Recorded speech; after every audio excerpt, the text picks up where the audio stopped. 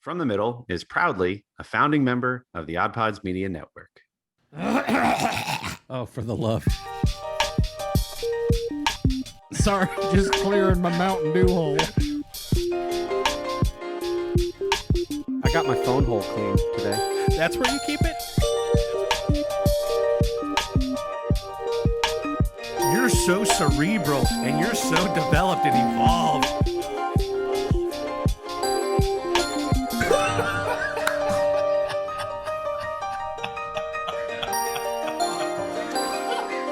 From the Middle after dark over here. Hey, everybody, and welcome to episode number 96 of From the Middle.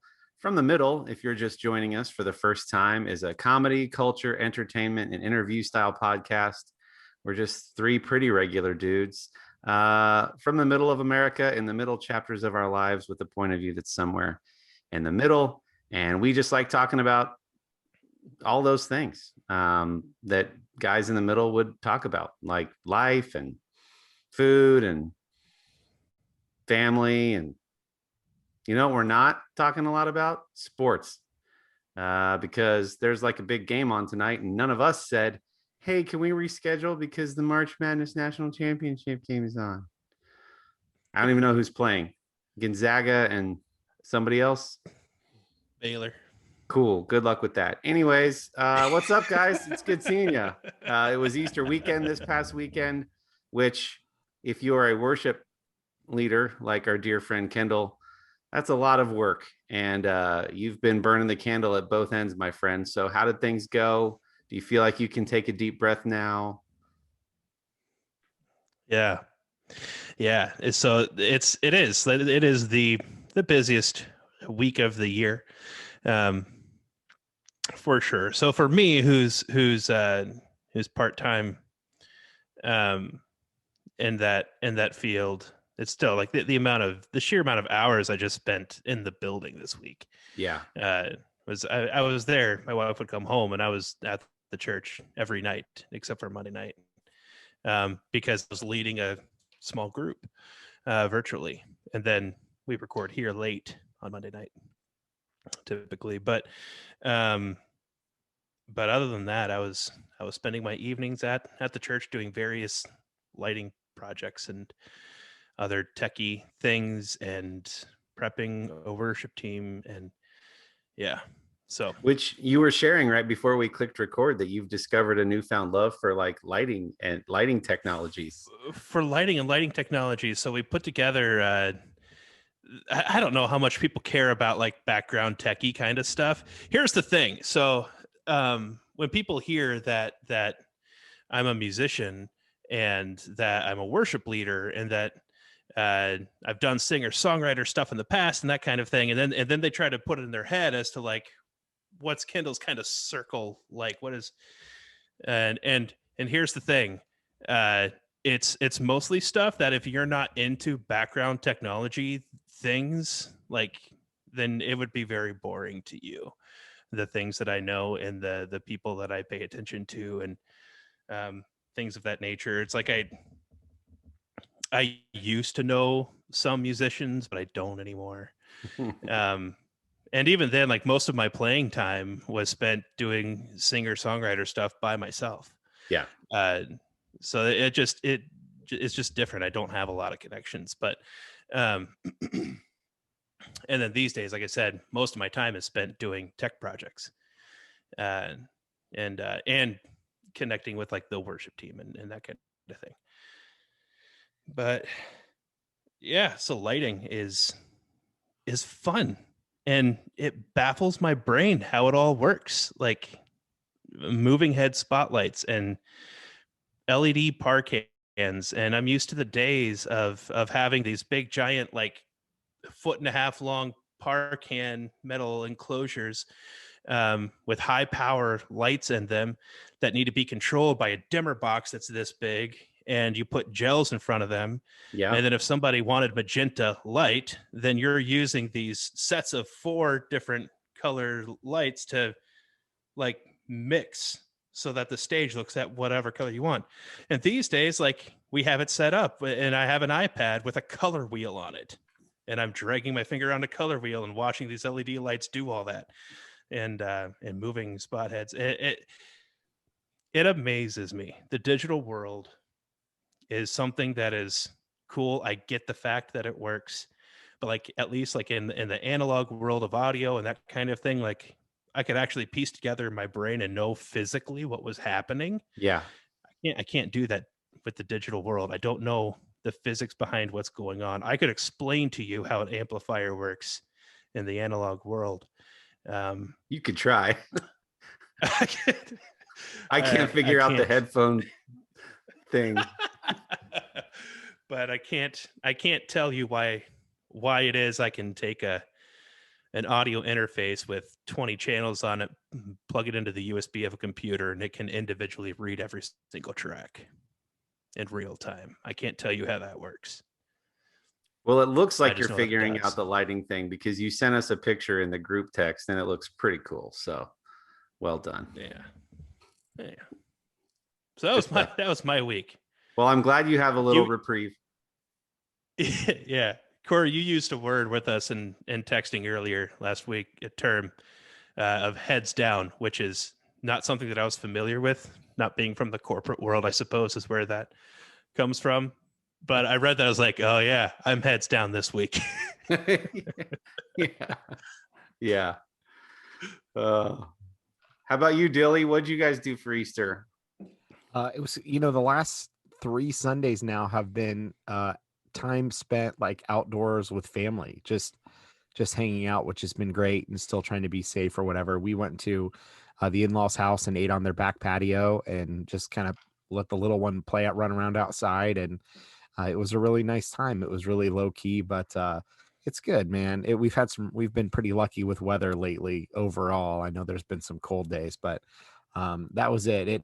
In any normal year that would seem normal, but this year it was nice from last year not really doing anything at all. So very, very, very low key, but it was great. We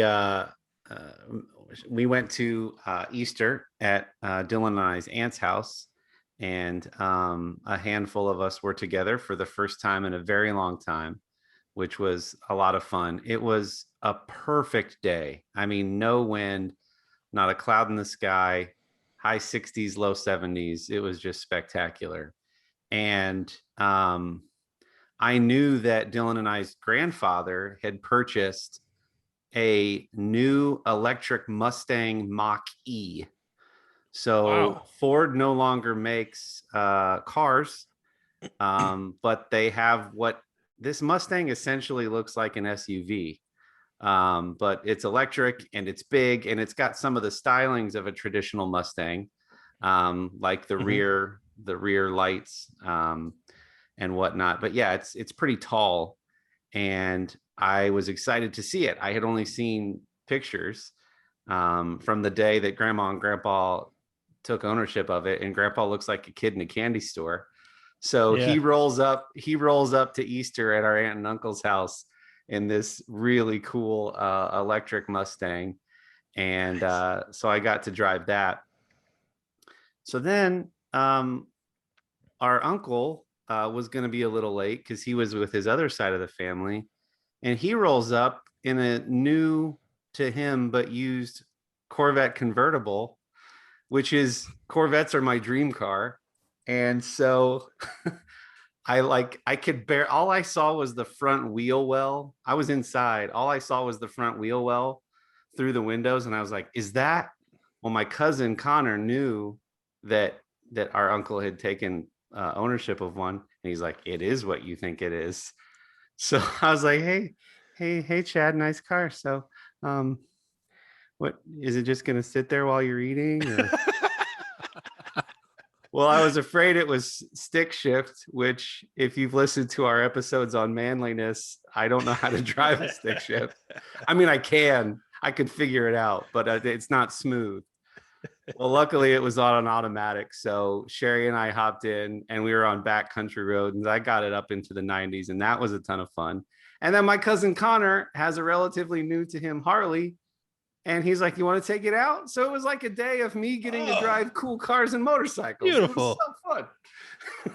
So Who needs an Easter egg hunt when you get to play with all those big boy toys? No kidding. It was great. It was so much fun. And like I said, the day was perfect. So top down motorcycle, it was great. So much fun. And seeing family was really nice too, by the way. Did I mention that I got to see some family that I haven't seen? Without the family, you wouldn't have had the vehicles. So that's right. Okay, so question for you then.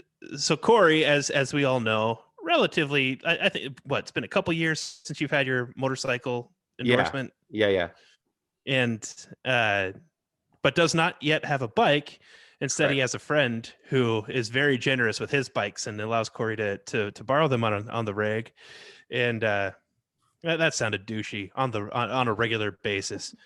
I hate that I said that. I'm sorry, everybody. It sounded good. It was so smooth. It was so fast. I wouldn't even have picked it up or processed. Yeah, if you wouldn't have doubled back, I would have been okay with it. No, I had to do it for my own sake. Okay. I wouldn't be able to sleep at night if I just let that hang out there.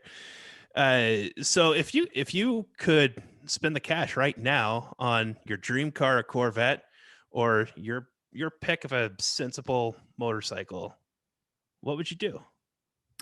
Great question.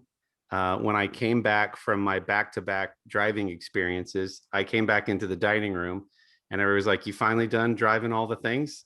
And I was like, "Yeah." And they asked the same question. So between the Corvette and the Harley, what would you do? And I'm gonna say motorcycle because there's just nothing like that feeling of being in a small personal vehicle that's open. There's no seatbelt, no windows, no nothing. That the freedom that you feel riding a motorcycle, every lean, every subtle movement of your body weight and leaning into corners. I mean, there's just nothing like that experience. And maybe it's just because it's so new to me and fun that I feel like I would lean toward a motorcycle. But yeah, you could say, well, a car you're going to get a lot more use out of per year because, there's a roof that you can put on it and all that. But I think I'm leaning motorcycle. No pun intended. I know what you mean, though. Those scooters at the mall are so smooth. I mean, you can just make those corners. I mean, it's just you wouldn't even know. I don't know. They're just really well built. It's a smooth ride, so I get it. Some of you feel me though, like you've gotten to ride a jet ski or a go-kart or a motorcycle or any type of small personalized vehicle where you have a lot more control over it. We had a 3-wheeler growing up. We would drive that through our woods and have little trails. It's just so fun to be in a small vehicle like that. And I don't know, it's fun. Or a Segway, whatever you might have. But no, seriously, the food was wonderful. I just found myself, I'm usually, you guys know, the talker. When I'm with a group of people, I like to be the one that's telling the story or whatever, and I'm not trying to get sappy, but I've just missed my family so much that I just found myself sitting at the table, taking them in and listening and just like looking at them while they ate weirdly, because I was like, it's just so good to be with all of you again. And I would hug them for extra long periods of time because I've just missed them so much. So yeah, it was great. Good. That conversation got manly there for a minute. It did. Sure did. Between not driving stick and having emotions. Well, yeah, between those two things, there was some manly stuff going on.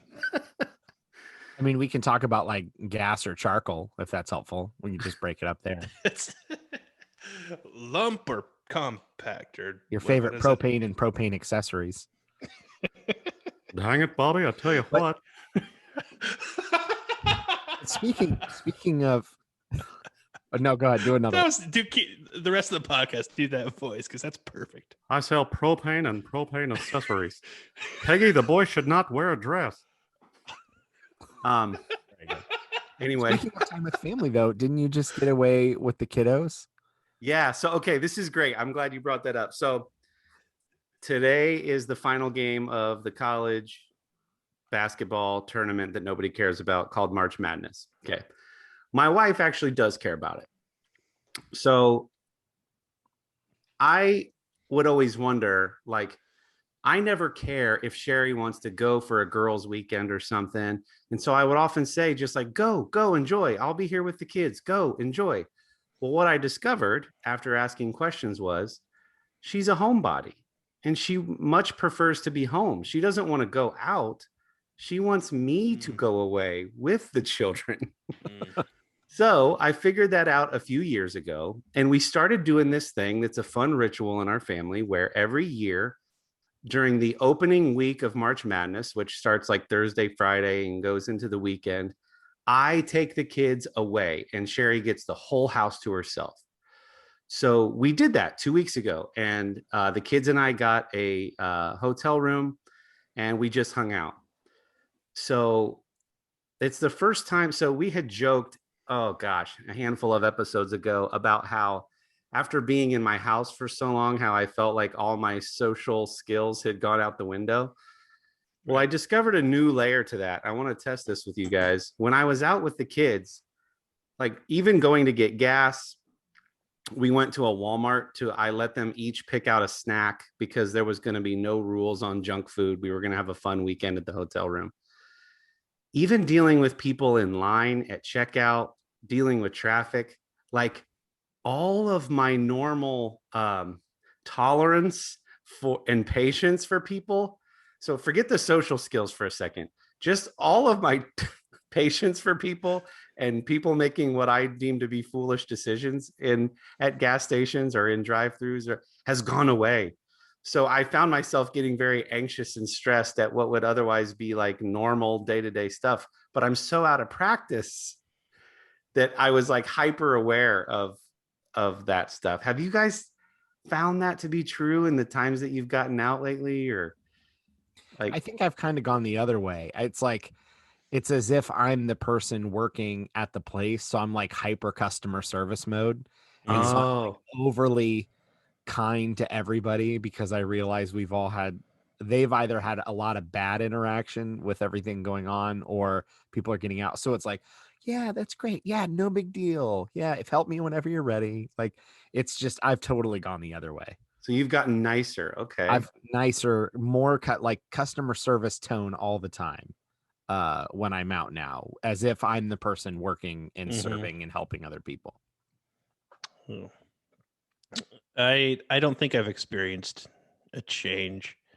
I'm on the outside. I am what Dylan just stated. So like I fear like confrontation with strangers, and I a lot of people do this where it's just like to the point where it's like if you get my order wrong, you're not going to hear about it, right? And and that kind of thing. So I'm just like kind of like what Dylan said, like however I can help them make their transaction with me be easier, like is what I'm all about. And that includes like the people around me.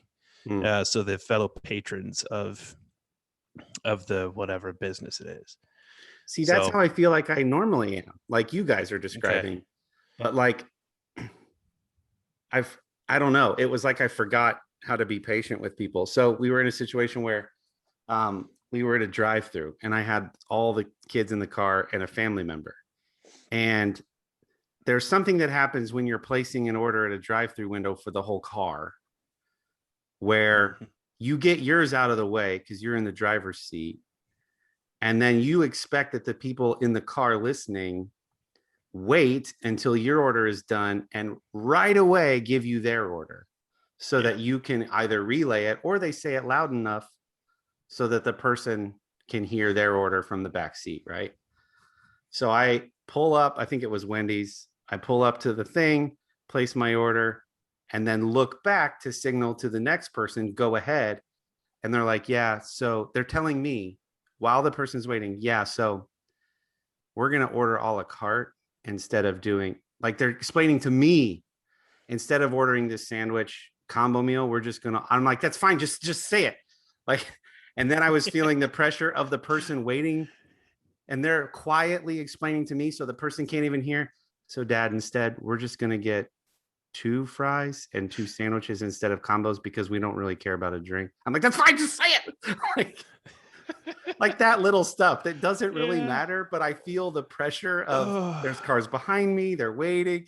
Oh man, I'm just so out of like practice. I'm so afraid for the first time I go to an airport again, because if just like these regular interactions have gotten my stress and anxiety up, like the stuff that I was so in the rhythm and cadence of doing on a regular basis, security, and then know my gate, and then man, I'm going to be like, when I start traveling again, it's going to be bananas.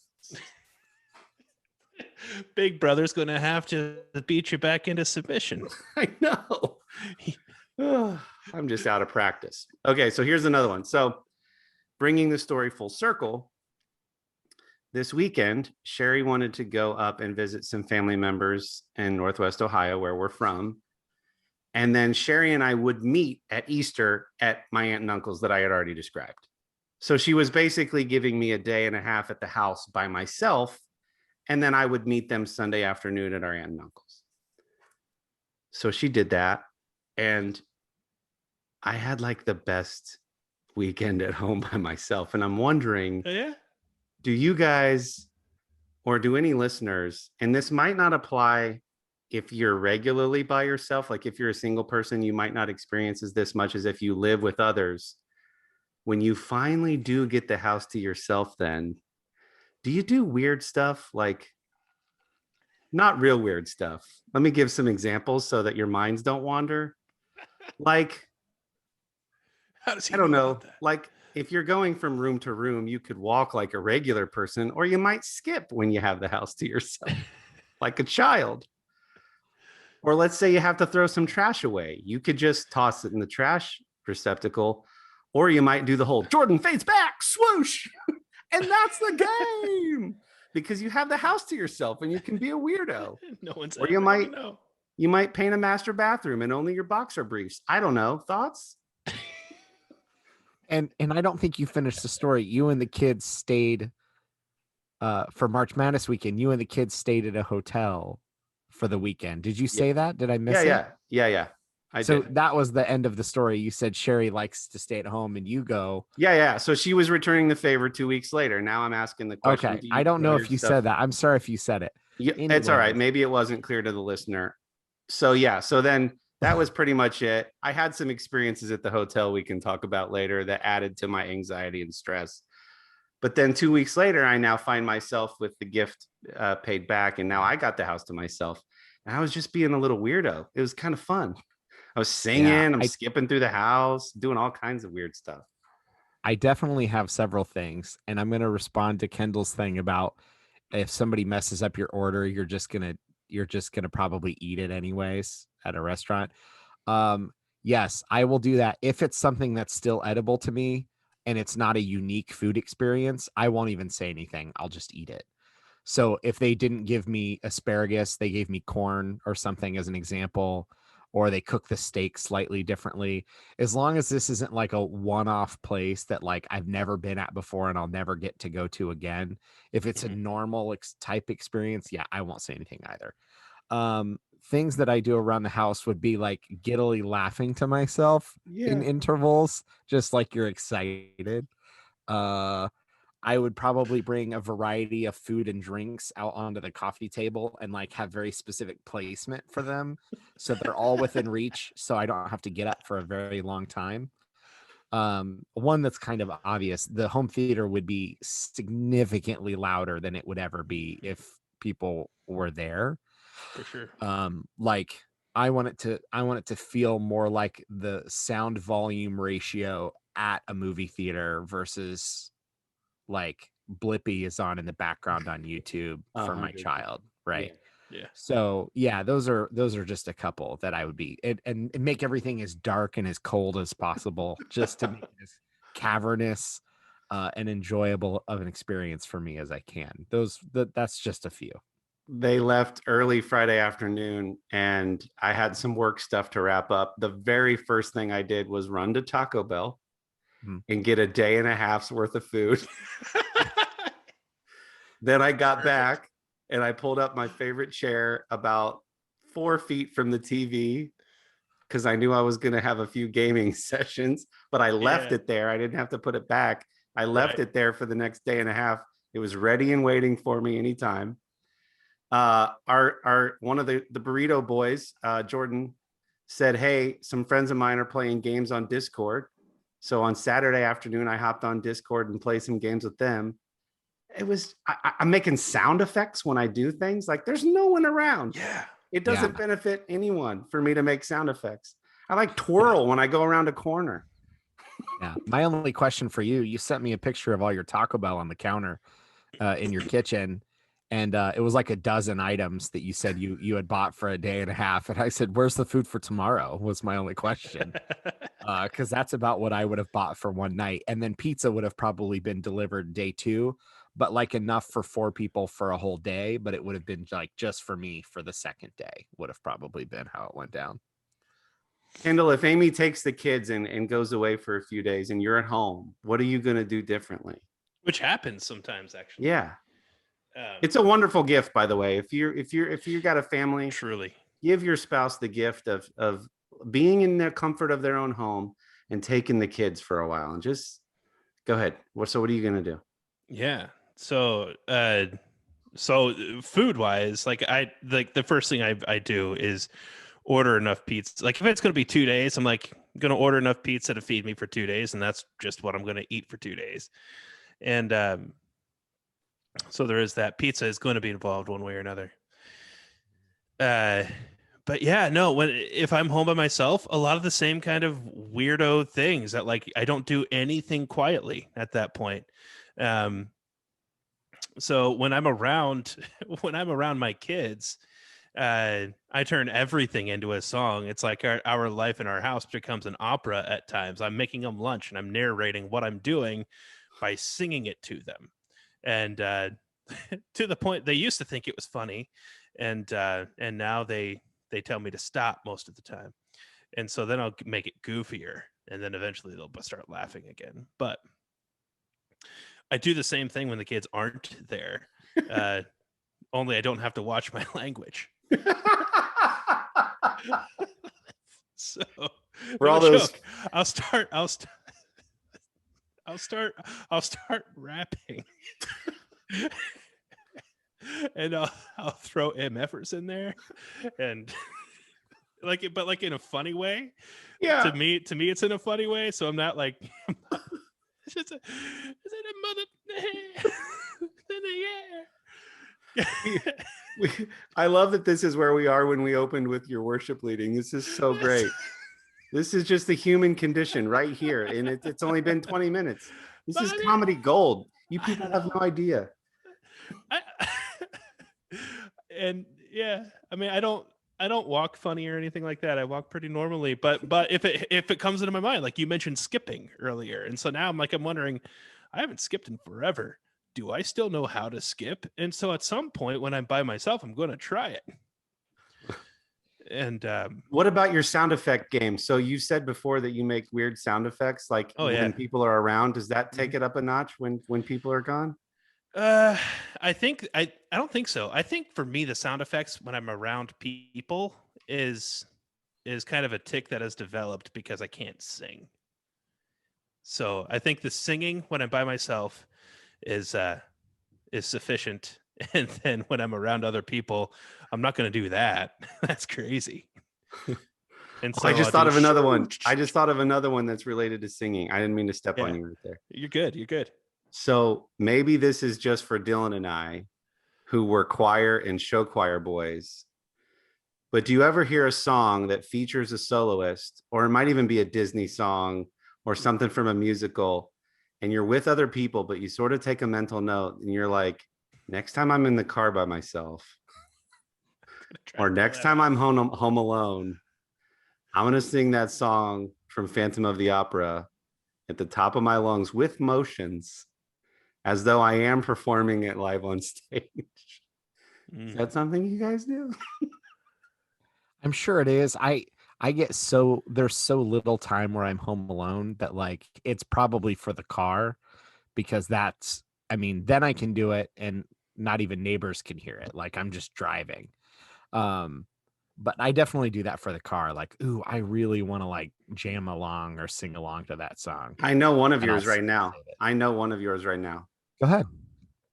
The song Go from ahead. Mulan, Oh, Man Out of You. Man Out of You from Mulan when they're training.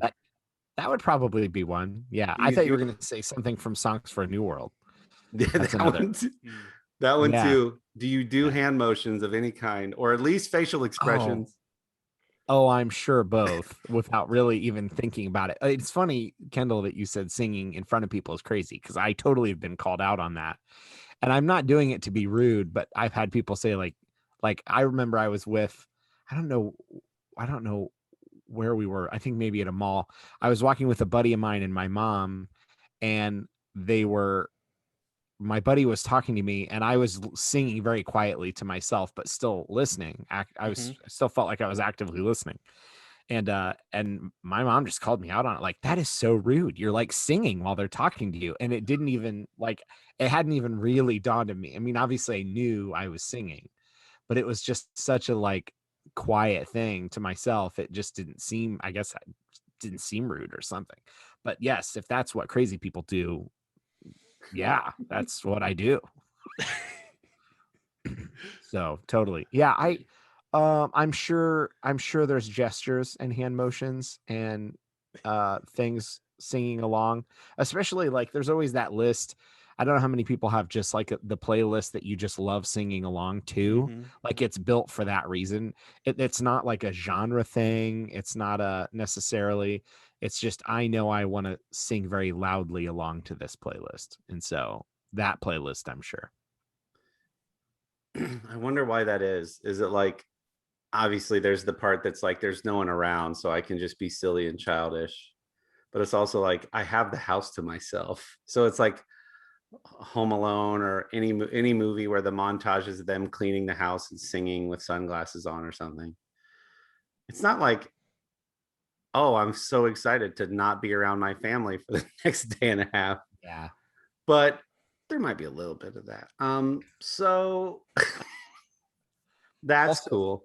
Another thing, do you save like certain movies that you've been wanting to watch because you just know the feeling it's not a family thing, or maybe it's not your spouse's kind of Mhm. thing? I don't know why too that happened to come to my mind as you were thinking about things we do, when we've got some time to ourselves. Both happen to be Joaquin Phoenix movies, but like I remember waiting to watch Joker Yeah. and Her were a couple that both happened to have. I'm not even particularly a Joaquin Phoenix fan. It just worked out that way. But those were several movies that I was like, I'm gonna wait until I know I'm home alone and can watch this, because unlike what it sounds like, I don't exclusively watch Marvel and Star Wars, but I knew that there's some of these movies that are Academy Award nominees or Parasite or whatever that are just highly acclaimed that you really want to see, but you want to be able to do it in the right space. And so I'm sure you guys have those too. Oh yeah, mine are usually like either really artsy fartsy movies. Like Big Fish is one of my favorite movies, and I remember telling my friends about that in the early 2000s, and like saying you got to watch it, and then they'd watch it and they'd be like, "Ugh, why did you make me watch that artsy fartsy Tim Burton nonsense?" Or like Sherry doesn't really love suspense, so it's not even like vulgar stuff or tons of language, just like she doesn't like the feeling of suspense in movies, and I love edge of your seat thriller type suspense stuff, so I'll watch some of that. But yeah, I'm totally know what you're talking about. Yeah. There's so I've actually I watched the first episode of Falcon and the Winter Soldier, but honestly, like I'm hanging on for the rest of it, just because like it's, for me, it's the evening after everybody goes to bed Yeah. is the time that I can zero in and watch something like that without all kinds of background noise going on. And but also for me, so like I'd never really had much of an opinion on this in previous discussions, but now that I'm caught up with Marvel, I do. My experience getting back into Marvel started with WandaVision, Mm-hmm. and it was, I think, the 6th or 7th episode. was out by the time I got started. So I had the experience with WandaVision of having to, I binged, right? And I caught up, and then I had to wait. And the catching up was so much more fun than the waiting. So that's firmly where my opinion stands there, for my own experience, to the point that I'm holding off on Falcon and Winter Soldier just so that I can do that. Yeah. Yeah. I see. I'm still in the binge. I still want to do the binge thing. Like, I'm watching Falcon and Winter Soldier week to week. We'll probably do some kind of discussion around it once it's all done. Yeah, I get that. I think I'm just too excited to wait, but I'd much rather just binge it and watch it in 2 or 3 days and get it all at once and then move on to another series. But yeah, that's exciting. Speaking of new shows, did you see the Space Jam trailer for the new I did, and I did. I'm super excited to talk about it. Let's do that after a quick word from one of our friends in the Odd Pods Media Network. Hey there, we're BFYTW Podcast. I'm Pantsless Aaron, I'm the host, and we are 3 silly people playing very silly games for fakey points that don't count for anything. Our permanent team captains are a veteran and a podcaster, and a veteran podcaster, it's Stevie. Hey guys, it's Midnight Smoke here. I love being funny, goofy, and I'm here for your entertainment. And his permanent opponent, my oldest friend and a gamer and a storyteller, it's Jorge. Hey guys, Jorge here, HH_Empire, and I am the logical voice to this Maelstrom of Chaos sometimes. Well, if you like silly people playing silly games, then you want to come hang out with us at BFYTW Podcast every week. That's BFYTWpodcast.com.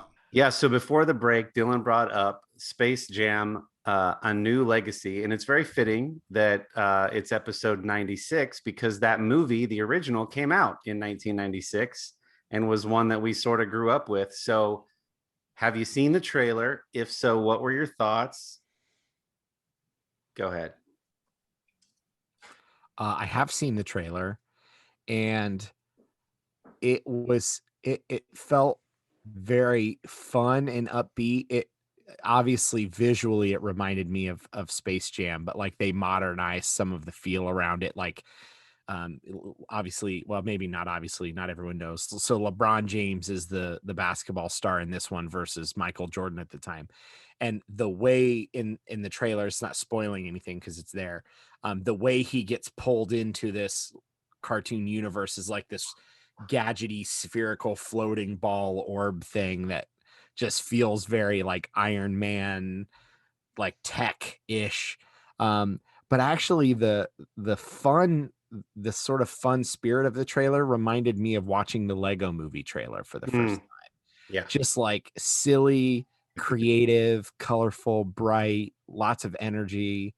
And so I'm excited to watch it. I know not everyone is excited that they're making another one, but like this feels like going into a Lego Movie thing. Like it's just meant to be cute and silly and appeal to kids or the young at heart. And so I'm looking forward to it. I think the trailer was great. I'm excited to see what they do with the story. Obviously another basketball game, but like I'm excited to see how they introduce new characters.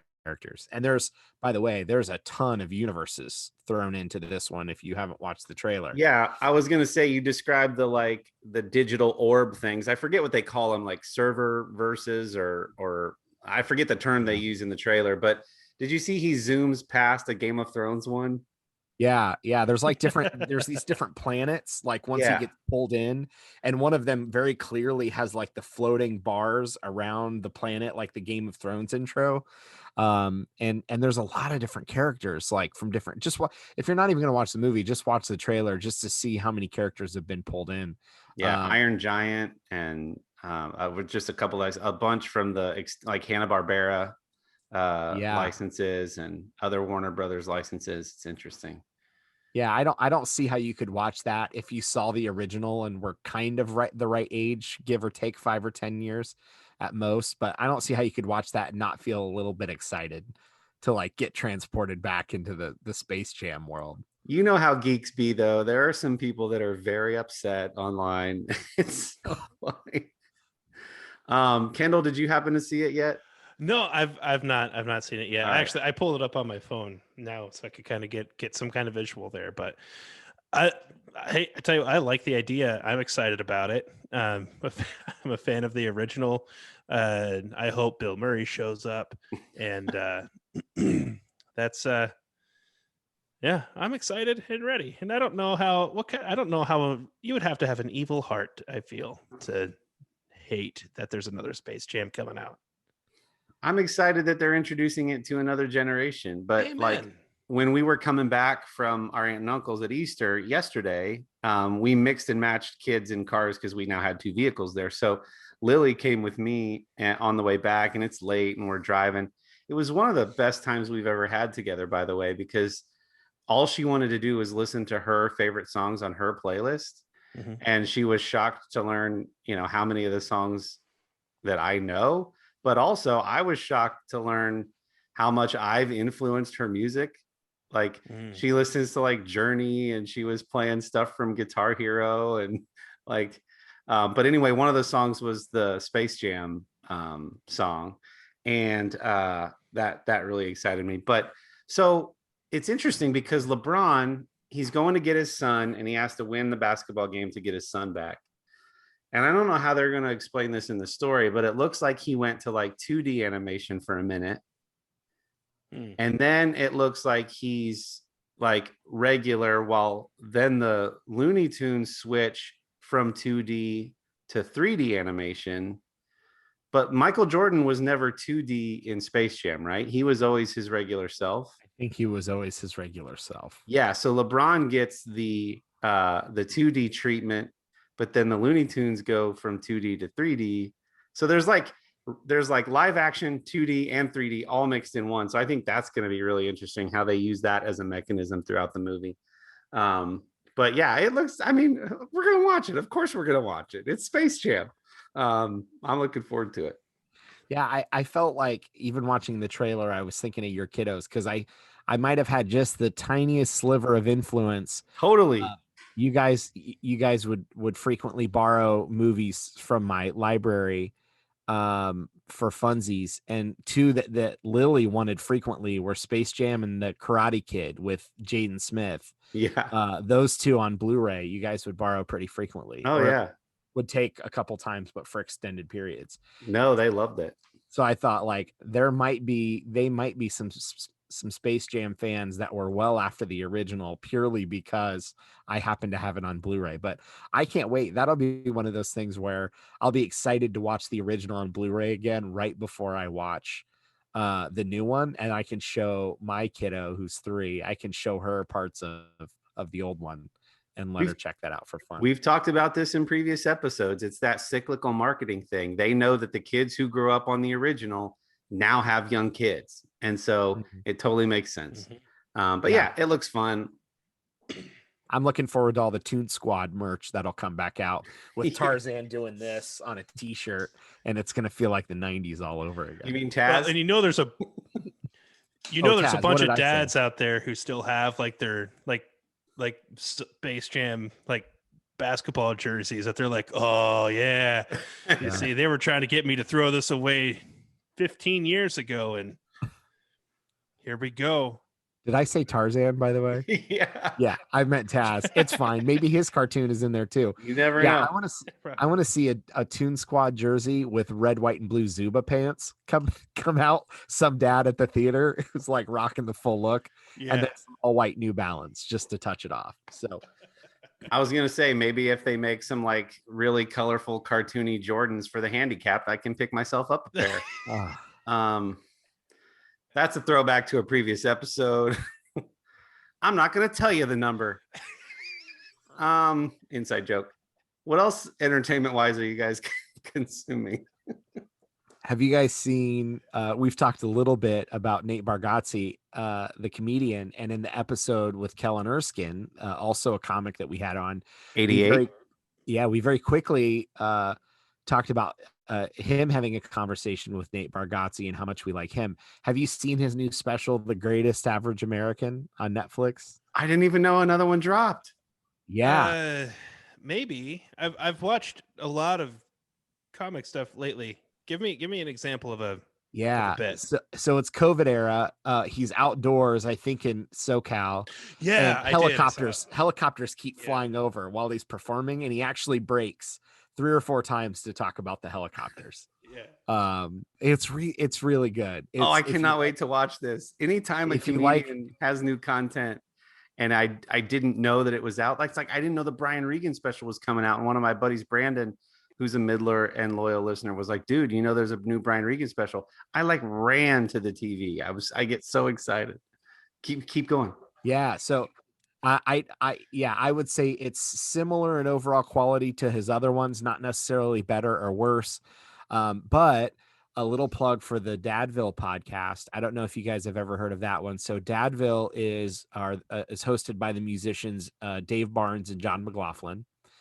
And I actually knew about the special because they just had Nate Bargatze on their podcast for one of their most recent episodes.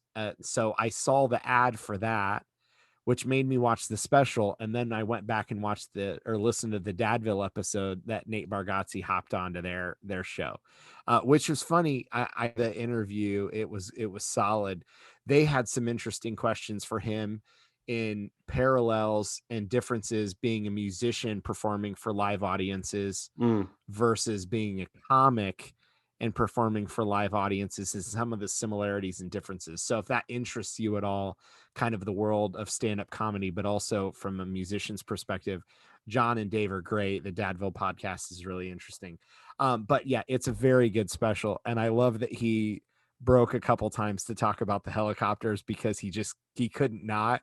And it's funny, he talked about it in the Dadville podcast episode. It's like the behind the scene feature for the special. He's like, I was really nervous to do that because I did not know if that would translate into the special, but like you had to acknowledge, because you don't hear the helicopters like at all in the special, but you're very aware of it when they're flying right over you at an outdoor venue. And so it's a good special. I'd love to hear your guys' thoughts once you get a chance to watch it. And maybe we'll throw something in the Middlers page and see if anybody else has already checked it out. Yeah, I watched it. It's been at least a few weeks now, so I don't remember a whole lot specific bits from that one in particular. Also, in part because like after I watched that, I went back and watched a couple other Nate Bargatze things, and I've watched a lot of stand-up comedy lately because I'm trying to not watch Marvel stuff right now. So if you want something else to watch, Kendall, I thought you'd be interested in this. We talked about how much we liked, I don't even want to call it the performance of Derek DelGaudio in and of itself. Mm-hmm. He does a really good podcast interview with Tom Segura on Tom's podcast called Tom Talks, where it's like Tom's podcast with his wife, Christina, they're a little more silly and they're a little vulgar and they break down clips of people online. His Tom Talks are like him sitting down with some of his heroes in life, athletes and other comics. And it's a little more serious and like breaking down what they do. So Dylan, because you were talking about how they paralleled stand-up and live performance, Tom and Derek do the same thing. They start talking about how what Derek did in that special and in others is similar to and different from that of being a stand-up comedian to a fascinating degree. Some things that you'd never consider, like for a example, if a comic has a joke that doesn't work, they can just start the next joke and make a mental note. Okay, that one didn't work. Change the timing, whatever. Mm-hmm. If Derek would have messed up the card tricks in his live play of in and of itself, he's now reminded you that the mystery and the whimsy is gone. Mm-hmm. And that taints the whole show then. And so he was saying it feels very different. Like you can't really mess up as, and I forget how he describes himself, but it's not an illusionist or a, anyway, he's like, you can't really mess up because that takes people out of it. And they're kind of waiting for the next thing. But he really breaks down the life cycle of from his very first show to his last show in New York. And it's a really, really interesting interview that, because Kendall, I know how much you liked that, that you would really enjoy. So maybe check out the Tom Talks episode with Derek Dalgaudio, and anybody else that happened to watch that based on our recommendation. It's worth checking out. Totes. Not taking that one back. Cool. Well, anything else, fellas? I'm happy to wrap this one up early. This has been great catching up with you. And I didn't really have anything else in my mental list or the one on my phone. I only have one more thing to ask, and this is really a directive. It's a directive for the Facebook community group. So if you find us anywhere on social media, we have a link tree that you can hop to that account. However, we did just watch 4 seasons of Outlander on Netflix, and disclaimer right up front, I'm not this is not me recommending the show Outlander, in the sense that it's a little darker and less kid friendly than like Game of Thrones. So keep that in mind. This is not telling you to go watch it. However, everything about the show that's not heavy is incredibly well done. So that's why I'm saying that, because that's why we got sucked into more episodes, even though it's a very heavy show. So the acting, the costumes, the music, the story is really interesting. So anyone who happens to have watched Outlander, I'm going to throw something in the community page. And if anybody else is watching it or has watched it, there's 4 seasons on Netflix. The 5th, I think, just ended. It's renewed for 6 and 7 already, and it's on Stars. I just want to know who else is watching it, because I want to be able to discuss it more at length. So if you see me post about Outlander, or you've watched any part of it, like it or not, I would love to just know your thoughts on it, because it's an interesting show. The premise, and I'll give the premise because I've already mentioned the show. Essentially, a combat nurse from World War II who's English, finds herself being pushed back in time about 200 years to right before the Jacobite rebellion, the Scottish and the English, kind of the last big push for the Scottish to get some level of freedom back. And so she finds herself put back in time, and then everything that plays off of that. So it's sort of, it's not Game of Thrones in the sense that there's not dragons and mysticism, other than somebody has gone back in time, and then there's real world ramifications to that. So it's an interesting show. If you're sensitive to any kind of material that might appear on HBO, definitely don't watch it. But I'd love to know if other people are watching it to discuss it, because it is very interesting. So that's all. And that sounds perfect for you because of your love of history. And really nice plug for our Facebook community group. There's a lot of fun. There's a lot of fun conversation going on over there. I know other podcasts like to use Discord to build their communities. For us, Facebook has worked great. So there is a link in the description of this episode, whether you found it through Instagram or on YouTube or on social media, wherever. Click on that Linktree link, and that'll take you to all of our socials, including that Facebook community group where we're having lots of fun. So it's great catching up with you guys. It's been a fun episode. Please feel free to reach out to us with a question, comment, send us a voice message. There are links on how to do that as well. Anything else? That's it. All right. Have a great week. Bye. Bye.